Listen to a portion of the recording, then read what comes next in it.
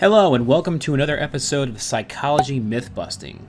I'm your host, Steve from EquilibriumTelevision, and today we're going to be debunking the concept that your handwriting can reveal your personality. While each of our own handwriting styles is unique to us, kind of like a fingerprint or an earlobe, the study of how our handwriting reveals a lot about who we are is purely pseudoscience. Known as Graphology, this branch of pseudoscience is under the larger group known as character reading.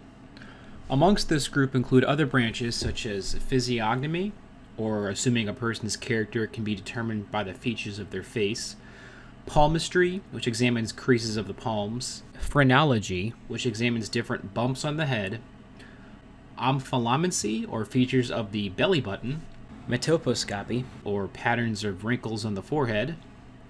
Patterns on tea leaves are known as tasseography.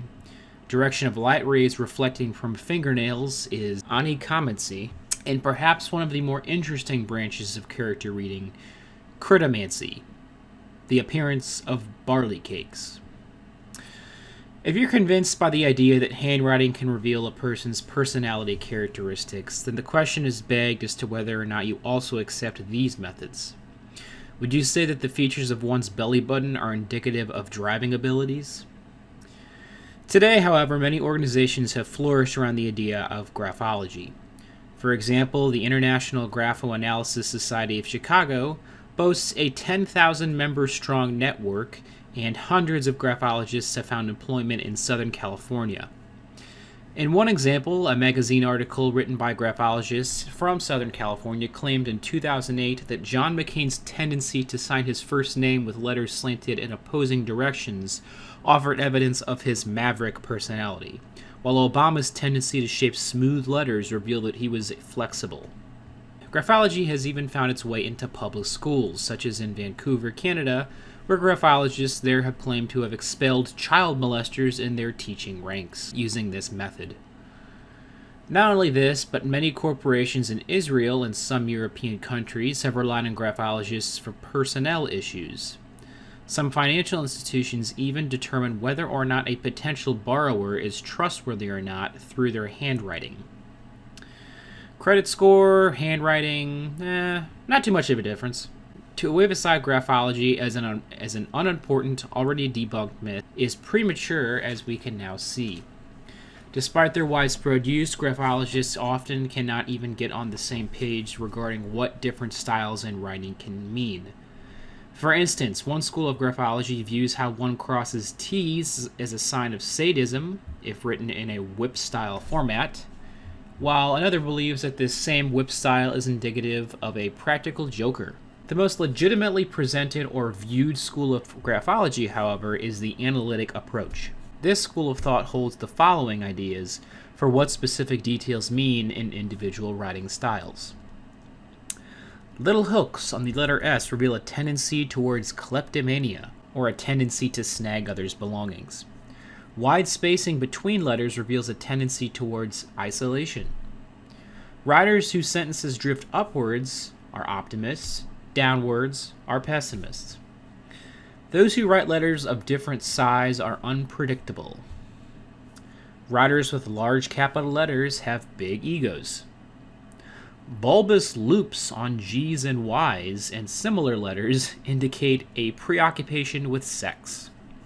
Perhaps most eyebrow-raising of all is the claim by graphotherapeutics that they can eliminate undesired personality traits by getting rid of certain details of an individual's writing. Remember, the next time you're feeling overly pessimistic, the solution is not to re-examine and challenge your own beliefs about the world, it's to correct your handwriting. Moving on, the graphologist's basis of logic, a teetering tower of fallacies and misapplication. To legitimize their craft, graphologists often rely on the following 5 explanations. Number 1. Writing is a form of expressive movement, so it reflects our personalities. Rebuttal.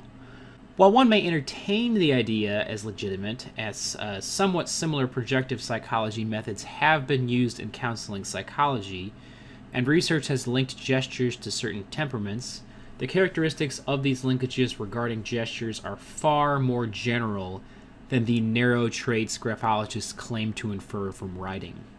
such as being a maverick. Number 2, handwriting is brainwriting. Rebuttal. The fact that writing, or sneezing, and vomiting for that matter, are controlled by the brain does not imply correlation with anything other than brain controls. Number 3, writing is individualized and personality is unique, therefore each must reflect the other. Rebuttal. The mere fact two attributes are unique characteristics of a person does not mean that they relate to one another. Faces are unique as well, but they are not sufficient for determining if someone is going to be a good or bad driver. Number 4, the police and courts have relied on graphology, therefore it is valid. Rebuttal. The bandwagon fallacy. Just because a belief is widespread does not mean it is correct. Additionally, graphologists are often confused for questioned document examiners, who are scientifically trained investigators who verify the origin and authenticity of handwriting on documents. And they only pass judgment on the probability a given person wrote a document in question, not anything about the person's personality traits. Number 5, personnel managers swear by graphologist usefulness in employee selection. Rebuttals. Number 1, in a meta-analysis conducted by Geoffrey Dean, where he examined over 200 studies looking at how handwriting correlates with performance at work, Dean found a clear failure on the part of graphologists to detect personality traits or forecast work performance. Rebuttal Part 2. In addition to this, rarely are graphologists used as the sole selection measure in hiring someone. It is just too expensive and forecasts very poorly whether or not someone would be a fit for a job. Part 3. Dismissing the myth.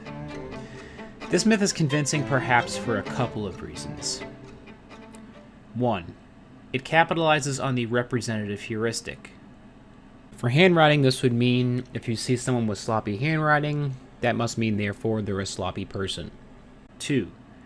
The assertion of graphologists can seem remarkably specific even when they're vague. This plays on what is known as the P.T. Barnum effect, based off of P.T. Barnum, who stated that, like a circus, his predictions had a little bit of something for everybody.